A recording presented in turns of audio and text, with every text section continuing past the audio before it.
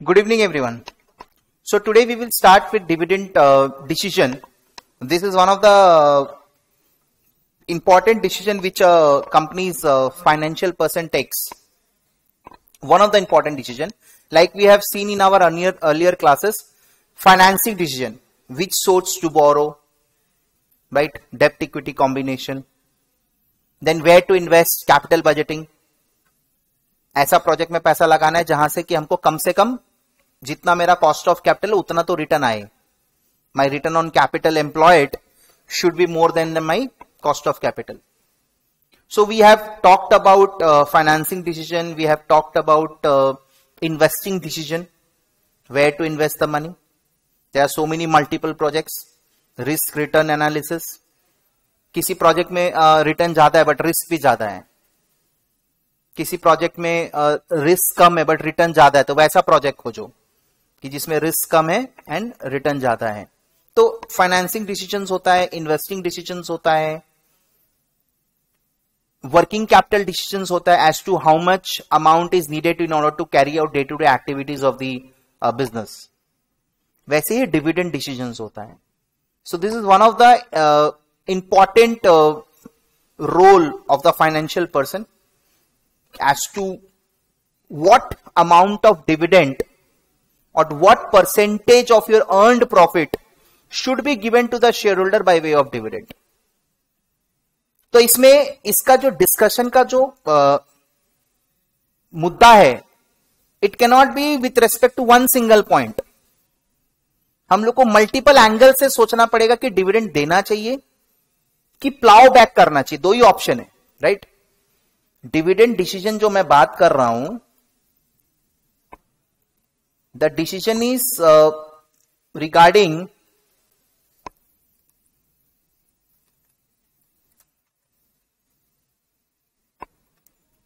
Weather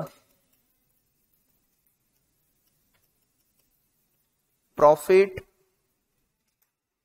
earned by the company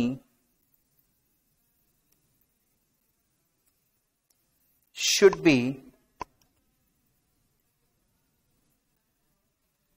distributed to shareholders as dividend or retained by the company for reinvestment. इसको बोलते हैं अपने ploughing back of profits, right? तो जब भी मैं डिविडेंड डिसीजन का बात करूंगा तो मेरे माइंड पे ये पॉइंट आएगा कि मेरे को डिविडेंड देना चाहिए शेयर होल्डर कि को नहीं देना चाहिए. जनरली लोग बोलेंगे कि जो भी बंदा पैसा इन्वेस्ट करता है, whenever money is invested in to the business, the person who has invested the money will always expect some kind of return. आज मैंने कहीं पर भी, मैं अगर कहीं पे एफडी करता हूं किसी बैंक में, तो मैं उम्मीद करूंगा कि बैंक वाला मेरे को इंटरेस्ट दे.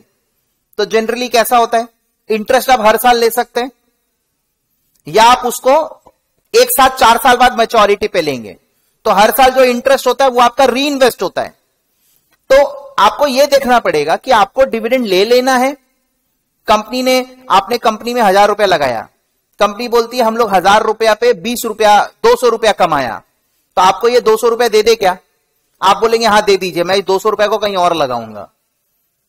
या कंपनी बोलेगी मैं 200 को खुद अपने पास रख लेता हूं, तो अगले साल हम लोग 1200 रुपया का धंधा करेंगे. 1000 पहले का था, 200 जो कमाया वो रिटेन कर लिया. तो कहीं पे भी जब रिटेंशन का बात आएगा तो ग्रोथ का बात आएगा. If I invested, I am withdrawing the profits. When I invest, return आएगा, उस रिटर्न को अगर मैं विड्रॉ कर लूंगा तो ग्रोथ बोल के कोई चीज नहीं होगा, राइट? तो इसमें दो ऑप्शन है. पहला option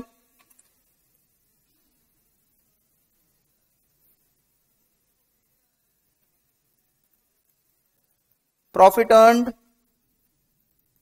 is withdrawn bye share holder, मतलब डिविडेंड बांट दिया. और एक होगा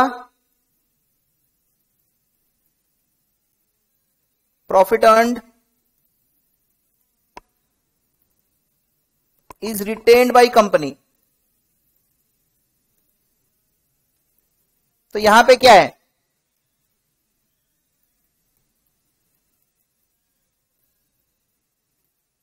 ग्रोथ अपॉर्चुनिटीज है,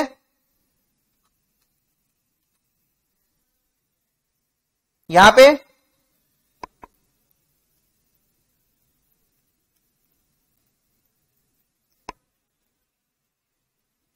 shareholder himself will grow the money। अगर मैंने तुमको डिविडेंड दे दिया तो तुम ग्रो करोगे अपना पैसा को। सर पैसा ग्रो करने का बात क्यों हो रहा है यहां पे? मुद्दा तो यह था कि डिविडेंड देना है कि नहीं देना। अल्टीमेट ऑब्जेक्टिव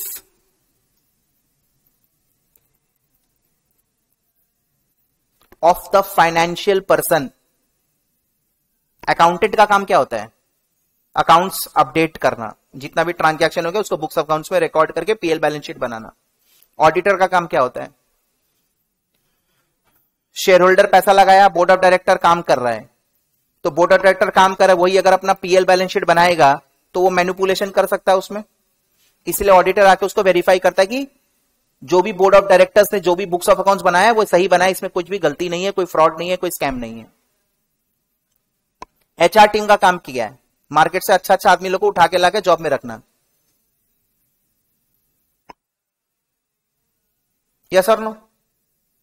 तो जो फाइनेंस पर्सन है, जो कंपनी का फाइनेंशियल मैटर देख रहा है, फाइनेंसिंग डिसीजन लिया, अच्छा सोर्स से बोरो किया, वहीं सोर्स से बोरो के ऐसा कॉम्बिनेशन बनाया जहां पे कॉस्ट ऑफ कैपिटल कम है और वैल्यू ऑफ फर्म मैक्सिमम। तो ऑब्जेक्टिव क्या है? Wealth maximisation. ऑब्जेक्टिव है हमारा वेल्थ मैक्सिमाइजेशन। शेयर होल्डर का वेल्थ को बढ़ाओ, मनी को ग्रो करो। तुम करो चाहे शेयर होल्डर करे, खुद फर्क नहीं पड़ना चाहिए। तुम्हारा सोच किस चीज पे निर्भर करता है उससे फर्क पड़ता है। कंपनी खाली प्रॉफिट के बारे में सोच रहा, अपना प्रॉफिट। कंपनी का अपना कोई अस्तित्व नहीं है, हालांकि उसको आर्टिफिशियल जुडिशियल बॉडी का दर्जा दिया गया है, बट कंपनी का मेन मालिक शेयर होल्डर है। तो I have to act in the interest of the share holders. तो शेयर होल्डर का इंटरेस्ट बोलता है वेल्थ को बढ़ाओ। Wealth is represented by share price. ऐसा डिसीजन लो जिसे कंपनी का शेयर प्राइस ग्रो करे।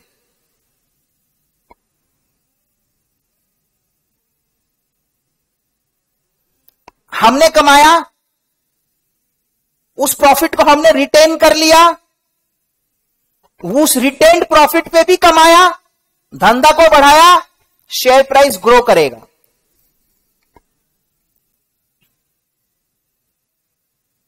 लेकिन हमने कमाया, उस प्रॉफिट को अगर मैं डिस्ट्रीब्यूट कर दूं शेयर होल्डर को, तो शेयर प्राइस ग्रो तो नहीं करेगा। करेगा क्या? इस केस में तो ग्रो नहीं करेगा। बट शेयर होल्डर को डिविडेंड देना यह भी एक सही डिसीजन है, क्योंकि अगर कंपनी अपने पास रखेगी, कंपनी के पास में ग्रोथ अपॉर्चुनिटी नहीं है, या उस रेट से नहीं है जिस रेट से शेयर होल्डर लोग का उम्मीद है। तो डिविडेंड देना ना देना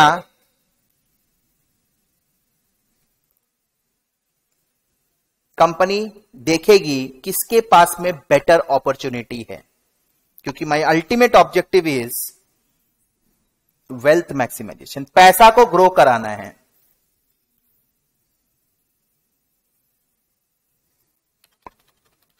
if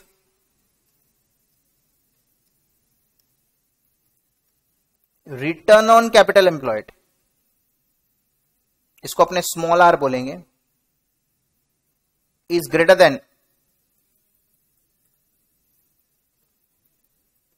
expectation of shareholder. Expectation of share holder का मालूम है ना, कॉस्ट ऑफ इक्विटी बोला जाता है. अगर मैं ज्यादा रेट से कमा के दे रहा हूं तो रिटेंशन करूंगा, मैं डिविडेंड नहीं बांटूंगा. लेकिन अगर रिटर्न ऑन कैपिटल एम्प्लॉयड कम है,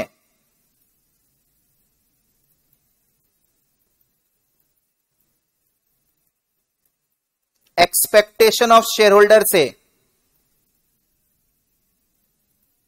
तो बेटर है उसको रिटेन मत करो. क्योंकि अगर तुमने रिटेन कर लिया, तुम उस एक्सपेक्टेशन से शेयर होल्डर को कमा के नहीं दे पाओगे, तो शेयर प्राइस फॉल हो जाएगा. आया ना? तो बेटर उसको गिरने से बचाओ, डिविडेंड दे दो.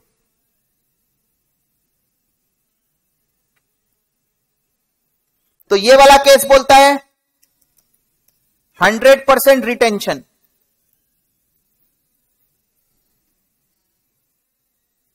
ये वाला बोलता है 100% पे आउट, डिविडेंड पे आउट. जो भी कमाया डिविडेंड बांट दो, जो भी कमाया रिटेन कर लो. लेकिन प्रैक्टिकली ये पॉसिबल नहीं है दोस्त. 100% रिटेंशन कैसे करोगे बताओ? पॉसिबल है? उसका घर चलाने के लिए उसको कुछ तो देना पड़ेगा, उसके बाद और कोई सोर्स ऑफ इनकम नहीं है शेयर होल्डर के पास.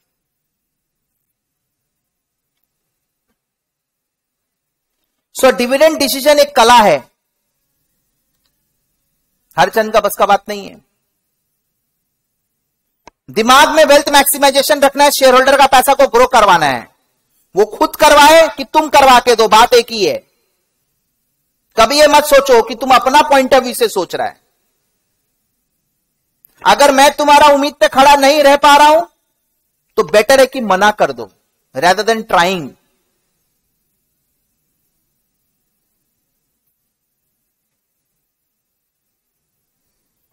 तो अगर कंपनी जिस रेट से कमा रही है वो ज्यादा है शेयर होल्डर का एक्सपेक्टेशन से, तो रिटेंशन करेंगे हम लोग. कंपनी का rate of earning, speed of earning कम है as compare to shareholder expectation, better है डिविडेंड दे दो. हालांकि 100% रिटेन करना पॉसिबल नहीं है, उसको कुछ ना कुछ तो देना पड़ेगा. 10% 20% दे दो, मिनिमम एक चाहिए ना उसको घर चलाने के लिए. हां, अगर वो कहीं नौकरी कर रहा हो, उसने इन्वेस्टमेंट किया हो, तो अलग अलग टाइप के शेयर होल्डर होंगे, सबका परसेप्शन अलग अलग होगा. ये तो मैं खाली एक मुद्दा डिस्कस कर रहा हूं. मान लो कंपनी बोलती है हमारे पास में बेटर अपॉर्चुनिटी है, हम आपका वेल्थ को बढ़ा के देंगे, हम आपका सब कुछ करके देंगे, आपका पैसा को आसमान ले जाएंगे, आप डिविडेंड मत मांगिए. Let us retain the profits, let us plough back the profits, I will give you good returns. बोला आज अगर खाएंगे नहीं, कल का सूरज देखने के लिए जिंदा रहना पड़ेगा, उसके लिए खाना जरूरी है, तो कुछ डिविडेंड दो. कोई बोलेगा नहीं हमारे पास दादा परदादा हमारे बहुत देके गए हैं, ये मेरा सरप्लस मनी मैंने इन्वेस्ट किया है, पैसा तो मेरा घर कहीं और से चलता है, उसका सोच अलग होगा. ये सब छोड़ो, इनकम टैक्स का बात कर लेते हैं. पहले डिविडेंड एग्जेम्प्ट हुआ करता था,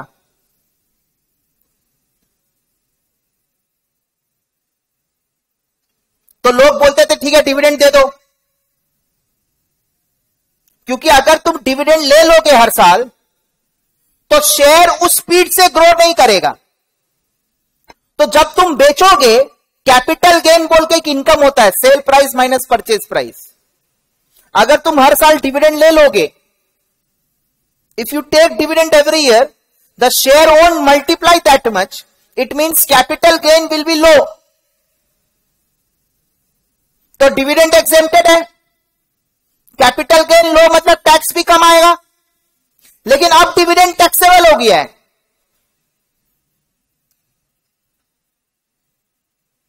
and dividend income is included in your total income,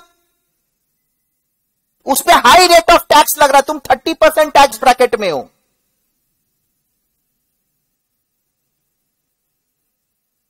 तो अगर तुम डिविडेंड ले लोगे तो in that case you are paying high rate of tax on that dividend income, share holder के लिए तो इनकम है। और अगर मैं डिविडेंड ना लूं तो मेरा शेयर प्राइस ज्यादा ग्रो करेगा, there will be huge capital gain, capital gain पे टैक्स रेट कम as compare to income tax. किसी भी कंट्री का टैक्स लॉ उठाओ, US, UK, India, capital gain पे टैक्स रेट कम है as compare to dividend income. Investor perception, taxing authority, तो जैसा कंट्री का टैक्स का नॉर्म्स है उसके बेसिस पे भी डिविडेंड डिसीजंस लिया जा सकता है।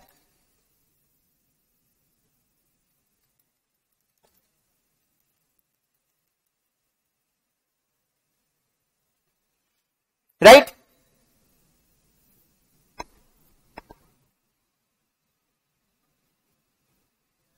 मेरे को एक ब्रांच खोलना है, उसके लिए मेरे को फंड्स की आवश्यकता है। मेरे को एक ब्रांच खोलना है, उसके लिए फंड्स की मेरे को आवश्यकता है। मेरा अलमारी में 2 करोड़ रुपया रखा हुआ है, मैंने डिविडेंड नहीं बांटा, व्हाट शुड आई डू? मेरे को नया ब्रांच के लिए मेरे को जो पैसा चाहिए, मैं तो रिटेन्ड अर्निंग्स को यूज करूंगा ना, कि बोरो करूंगा।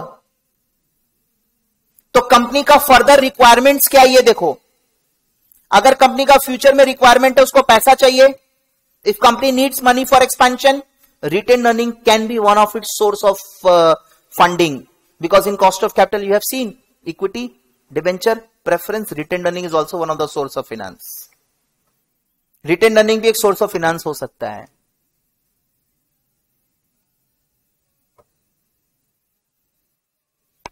Tax norms, reinvestment strategy, who can make more better use of money, future requirements, company सालों से क्या डिविडेंड देती आ रही है। बहुत जन क्या करते हैं, डिविडेंड पॉलिसी बना लेते हैं, तो उस डिविडेंड पॉलिसी को मेंटेन करने का चक्कर में प्रॉब्लम होता है। इसलिए बहुत जन डिविडेंड इक्वलाइजेशन रिजर्व भी बनाते हैं हर साल, कि किसी साल अगर हम उतना कमा नहीं पाए तो डिविडेंड देना पड़ेगा स्टेबल, उसको तो रिजर्व से निकाल के दे देंगे।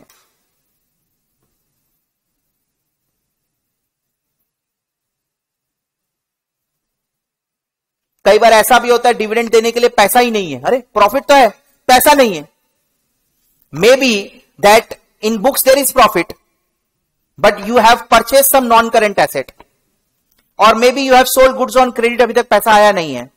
तो in that case you can change the form of giving dividend. Instead of going for cash dividend, you can give them stock dividend. That is bonus shares, free of cost.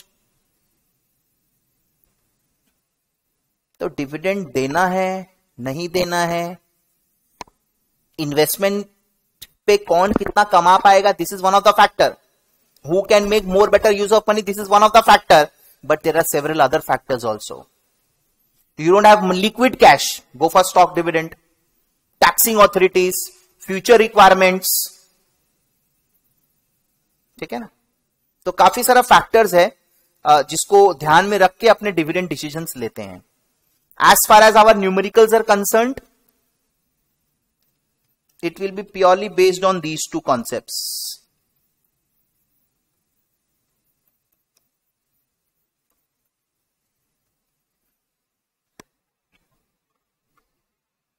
Right? So again यहां पर भी there are theories, जैसे अपने capital structure में था, तो यहां पर भी there are theories. I am not talking about the factors for dividend policy. I told you taxing है, देन फ्यूचर रिक्वायरमेंट है, शेयर होल्डर का परसेप्शन है, राइट, इन्वेस्टमेंट स्ट्रैटेजी है, कौन कितना बेटर यूज ऑफ मनी कर सकता है, right. These are the several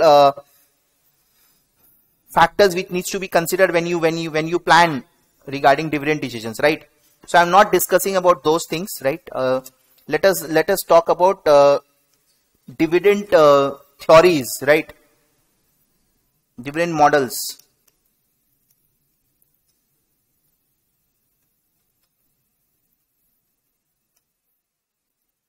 There are again two schools of thoughts here.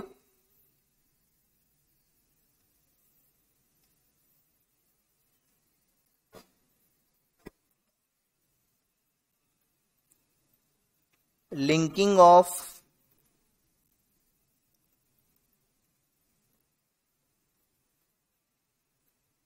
dividend decision with share price. Linking of dividend decision with share price.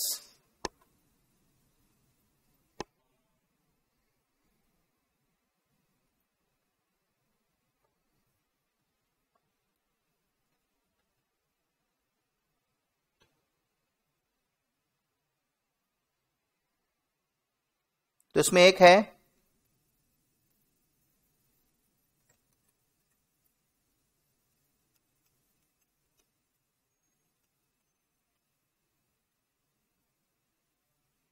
Theory of relevance.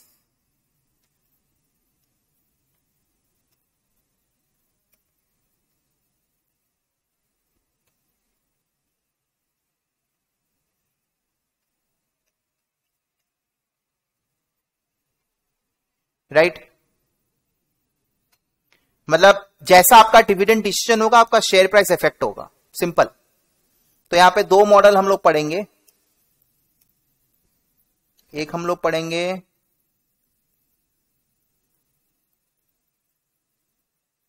Walter's model.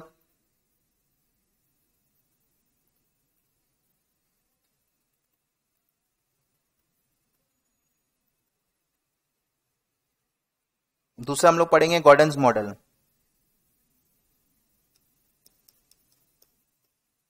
ठीक है. और एक है theory of इररिलेवेंस. ये बंदा एकदम अलग है. बोलता आप डिविडेंड डिसीजन कैसा भी रखिए,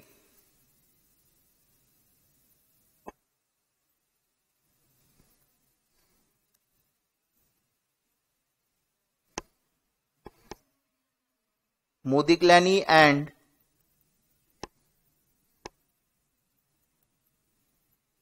मिलर अप्रोच. ये बंदा एकदम क्लियर है.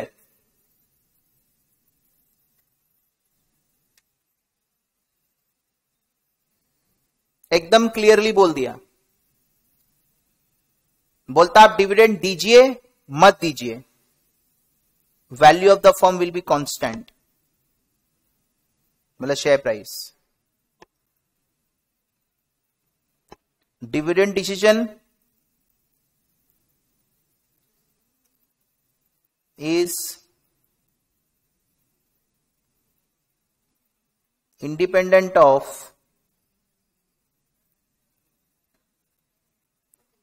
value of firm.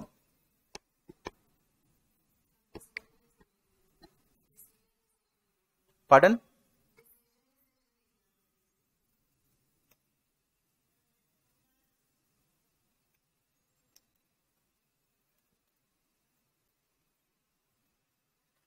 आप डिविडेंड दो मत दो, वैल्यू ऑफ फर्म को कोई फर्क नहीं पड़ता.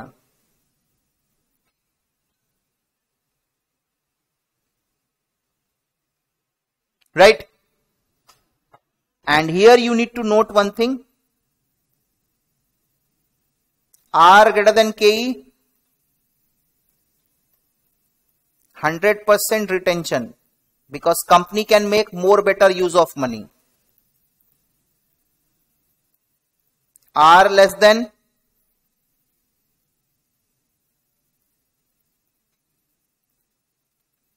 %100% payout.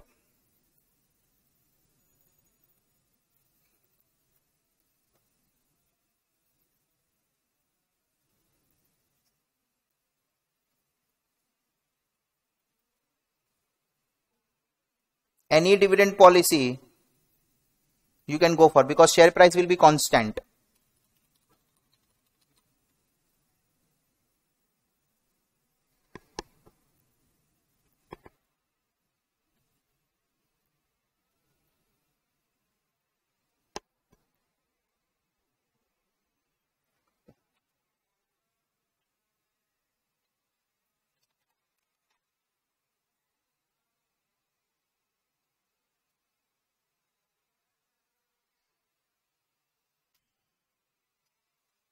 इसको हम लोग ग्रोथ फॉर्म बोलते हैं, इसको हम लोग डिक्लाइनिंग फॉर्म बोलते हैं, और इसको हम लोग बोलते हैं नॉर्मल फर्म.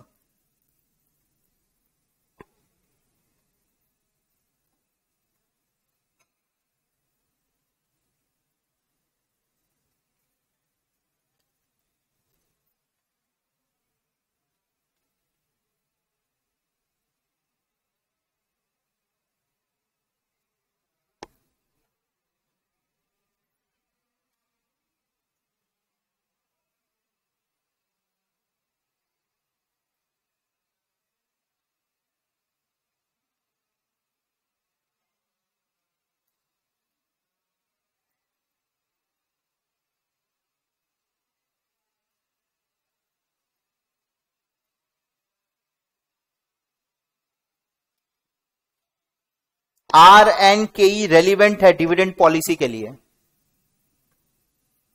कि डिविडेंड देना है नहीं देना है, कितना देना है. आर एंड के ई का बहुत बड़ा रोल है.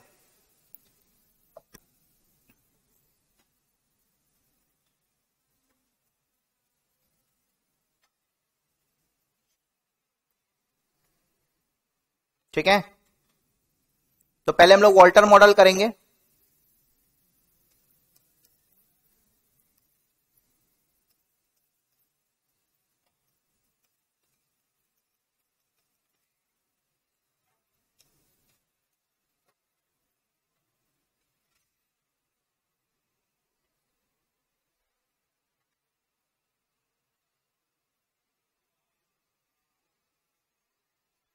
वॉल्टर मॉडल में जो शेयर प्राइस है ना,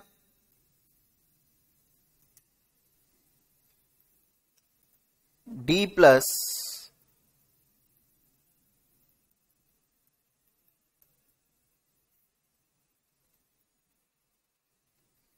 वॉल्टर मॉडल शेयर प्राइस का ये फॉर्मूला बताया है.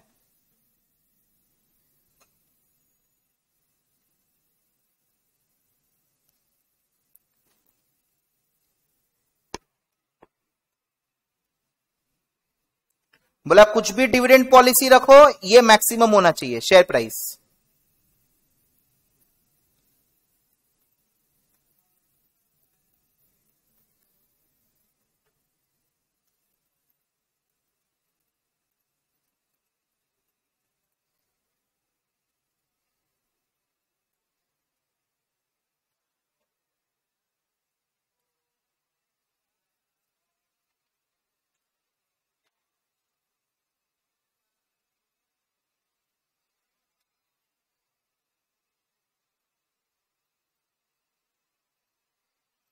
मार्केट कैपिटलाइजेशन रेट मतलब क्या रेट है बोलो?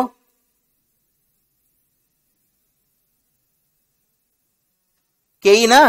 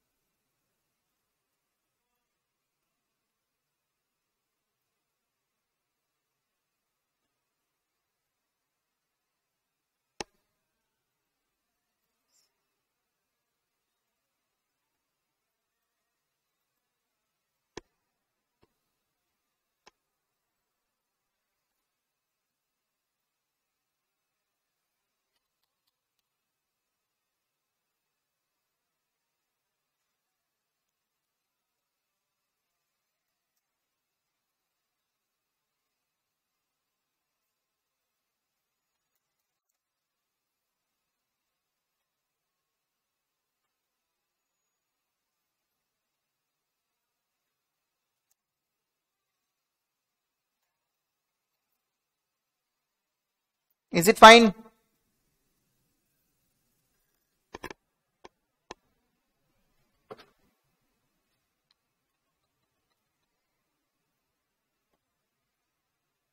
Solution.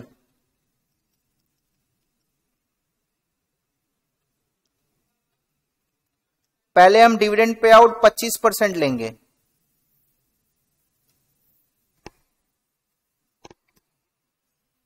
तो डी कितना आएगा? 25% of what? Earnings. Pay out हमेशा as a percentage of earnings होता है।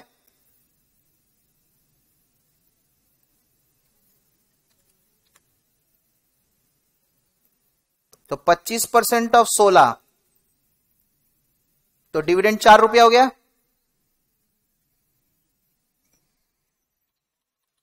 है ना? P0 4 प्लस R कितना है? 0.1, 10% मतलब 0.1,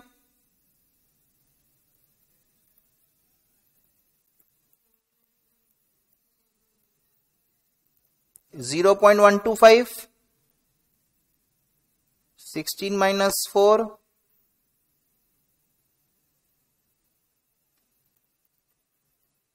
पहले न्यूमरेटर सॉल्व करो आराम से।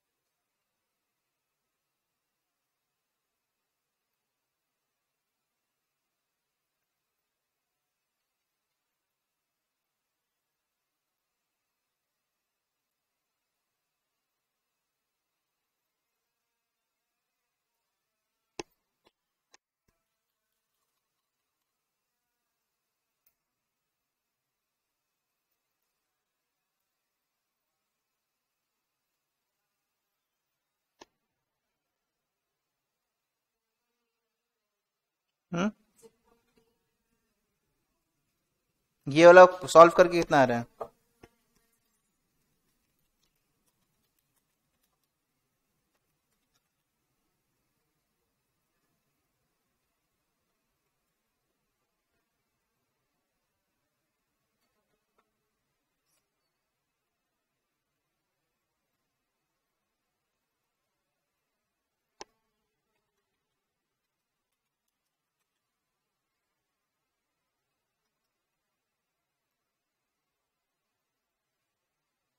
मतलब 109 इज द शेयर प्राइस।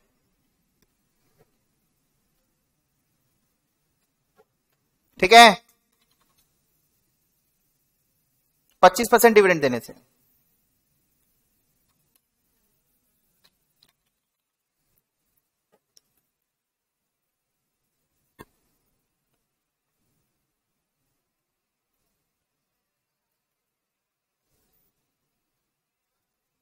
पे आउट अगर 50 होगा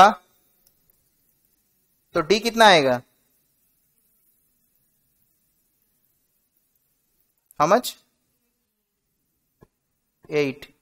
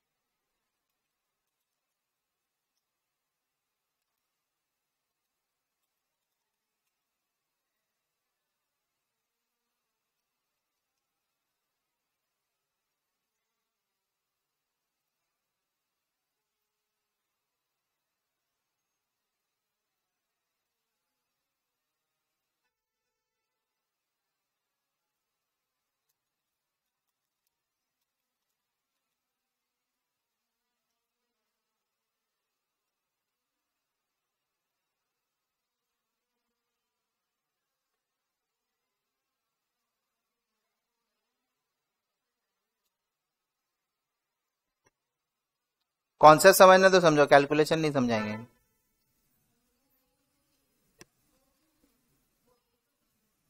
अच्छा हाँ ठीक है, इट विल बी 8 क्योंकि डिविडेंड तो यहां पे 8 है।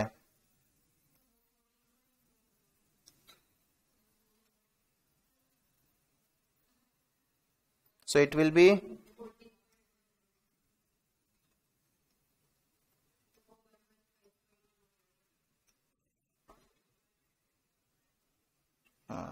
Sorry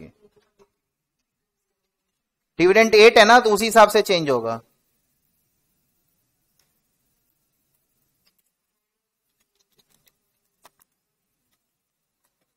very good. कितना?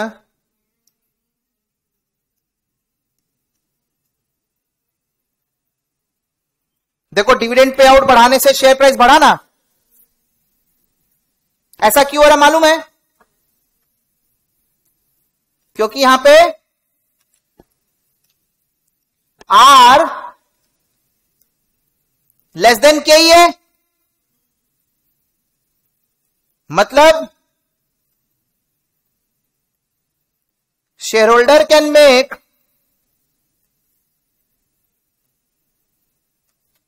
More better use of money. ऐसी बढ़ाई है,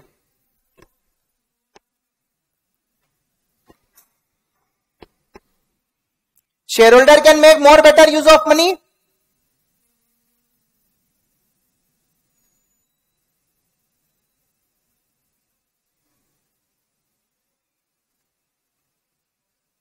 %75 वाला पे आउट में और ज्यादा आएगा।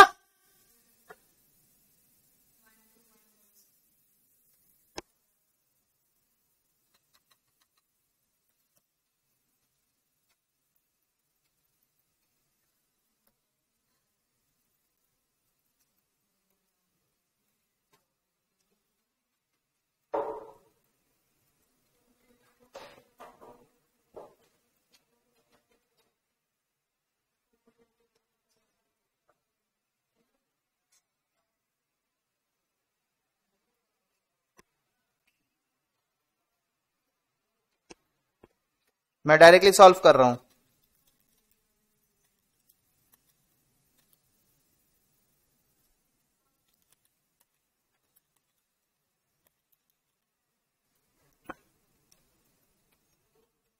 शेयर प्राइस देखो ग्रो करता ही जा रहा है, तो ज्यादा पे आउट देना चाहिए। तो यहां पे एक अपने को पूछता है ऑप्टिमम पे आउट बताओ। ये तो पहले पूछा कि सबका अलग अलग शेयर प्राइस बताओ। शेयर प्राइस 25 में कितना, 50 में कितना, 75 में कितना बता दिया, तो सबसे हाई इसमें आ रहा है।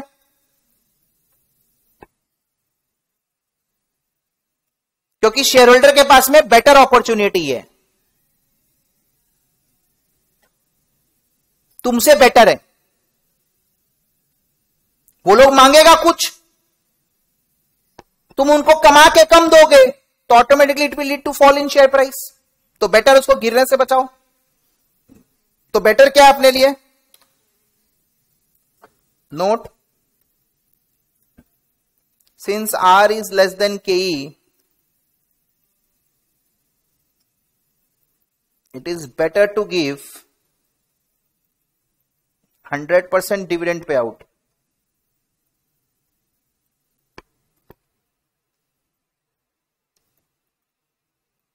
तो डी कितना आएगा?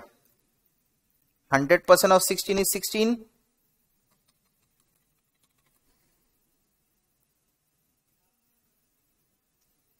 Therefore, share price equals to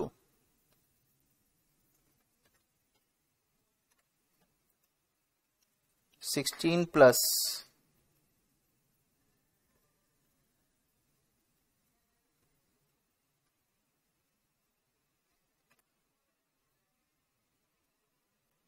अच्छा ये वाला पार्ट तो जीरो हो गया। Anything multiplied by zero is zero, तो 16 प्लस 0 बाई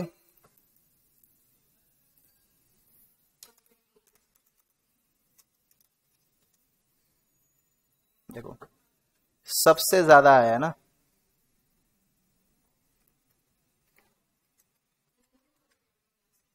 ये पूछता है कई बार ऑप्टिमम पे आउट।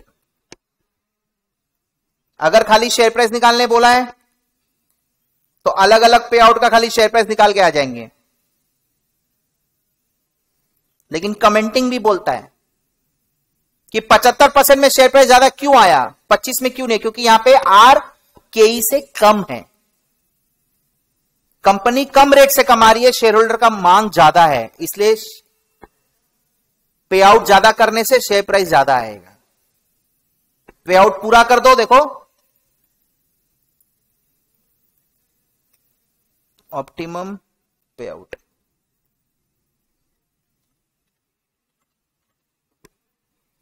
और ऑप्टिमम पे आउट में ये शेयर प्राइस है 128। अब अगर तुम डिविडेंड दोगे तो गिरता जाएगा, कम डिविडेंड अगर कम दोगे तो गिरता जाएगा। 100 देने से 128, 75% मतलब तुम कुछ रिटेन किया, क्यों किया रिटेन, तुम्हारे पास बेटर अपॉर्चुनिटी ही नहीं, फिर भी तुम रिटेन किया, इसलिए शेयर प्राइस कम हो गया। 50% तुम आधा आधा रिटेन कर लिया और कम हो जाएगा। 25 मैक्सिमम रिटेन किया और कम हो जाएगा।